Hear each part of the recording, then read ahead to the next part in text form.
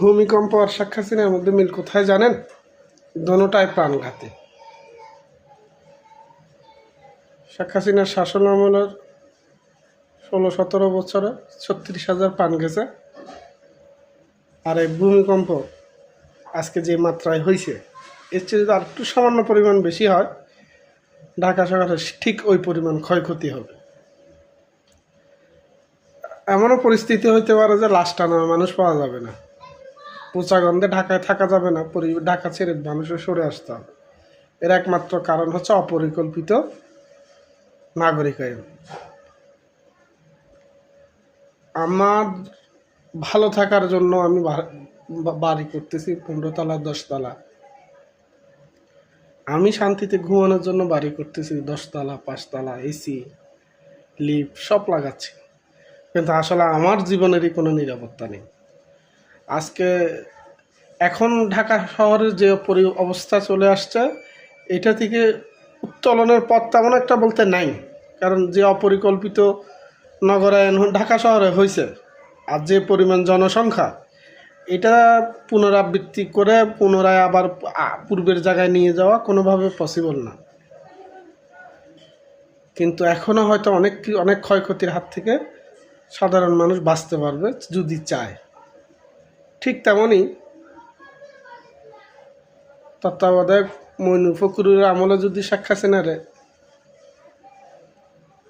নির্বাচিত করে ক্ষমতা দিয়ে ওরা দেশ না পালাইতো, তাহলে আজকের এই 25 সালে এসে কেউ বলতে হইতো না যে শেখ হাসিনার দ্বারা শেখ হাসিনার হাতে 36,000 মানুষের মৃত্যু হয়েছে। 36,000 সংখ্যাটা অনেক বড়, সংখ্যাটা বিশাল, এর ঘাটাও বিশাল। তো আসলে যার হারায় সেই বুঝে, আর যার না হারায় সে বুঝতে পারে না। সেম দিস, এটা আজকের যে ভূমিকম্প ঢাকায় হয়েছে, এটা আমাদের জন্য সতর্কবার্তা। 10 তলা বিল্ডিং হেলে গিয়ে আরেকটার সাথে লেগে গেছে, বিল্ডিংয়ে ফাটল ধরছে। যে পরিমাণ ভূমিকম্প আজকে হয়েছে, এর চেয়ে সামান্য একটু যদি বেশি হয়, পুরান ঢাকায় লাশ টেনে আনা সম্ভব হবে না, ওই জায়গা পরিত্যক্ত ঘোষণা করতে হবে। ওই জায়গায় ওই গলিতে গাড়ি ঢুকা বা ফায়ার সার্ভিস গিয়ে লাশ উদ্ধার করে আনা কোনোভাবেই সম্ভব না। এর ধ্বংসস্তূপের ভিতরেও যদি কেউ বেঁচে থাকে, ওকে উদ্ধার করা সম্ভব হবে না। পুরান ঢাকার অবস্থা ওরকম। আর যত্রতত্র তো আছেই, নগরায়নটা অভিশাপ হয়ে দাঁড়াইছে ঢাকা শহরে। ঢাকার অলিতে গলিতে যে অবস্থা, মানুষের যে অবস্থা, এটা থেকে এখনও আমরা চাইলে রিকভারি করতে হবে। এর জন্য দরকার সিটি কর্পোরেশনের সুপরিকল্পিত প্রস্তাব বা গেজেট প্রকাশ করা, যাতে আগামী ফিউচারে গিয়ে আমরা এই ধরনের দুর্ঘটনা থেকে আমরা আমাদের দেশকে এবং সাধারণ মানুষকে হেফাজত করতে পারি। ঢাকা শহরে কত নদ নদী খাল ছিল, এগুলো সব এখন বিল্ডিংয়ের নিচে, তাই একটা 10 তলা 15 তলা 20 তলা বিল্ডিংয়ের নিচে। সিটি কর্পোরেশন 1000 বার চাইলেও এখান থেকে বের করে আনা এখন সম্ভব না, কিন্তু যতটুকু আছে অতটুকু তো রক্ষা করা যায়।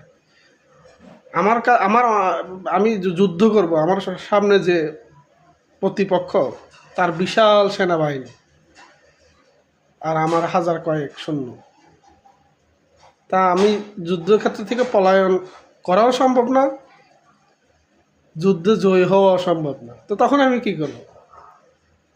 স্বইচ্ছায় ইচ্ছা করে জান ত্যাগ করে দিব না, তখন বাঁচার আগ্রহ নিয়ে সামনে নিয়ে সংগ্রাম করে বাঁচার চেষ্টা করা, স্বপ্ন দেখা, এটাই হচ্ছে মূল বিষয়।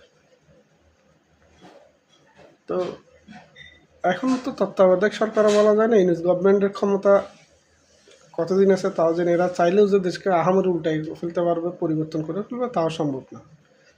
ইন ফিউচারে যদি বিএনপি ক্ষমতায় আসে তাহলেও সম্ভব না। নতুন কিছু করতে গেলে নতুন কিছু মানুষ লাগে।